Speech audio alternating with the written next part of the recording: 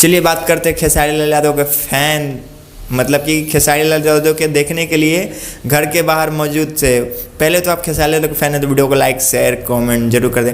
मैं आप लोग बता दूं, खेसारी लाल यादव सुपरस्टार जाने जाते हैं, भोजपुरी इंडस्ट्री के सुपरस्टार जाने जाते हैं। उनका फ़ैन फॉलोइंग काफ़ी ज़्यादा है। फ़ैन फॉलोइंग खेसारी लाल यादव का।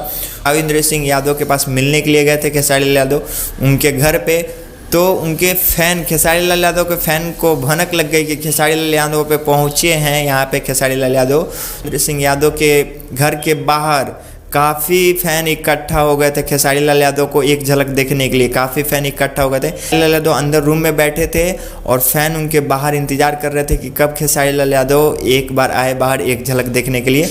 जो कि खेसारी लाल यादव जो रूम में बैठे थे वहाँ से CCTV लगी थी बाहर देखने के लिए, तो वहाँ पे फ़ैन साफ देखा जा रहा है कितना फ़ैन खेसारी लाल यादव का इंतज़ार कर रहे थे।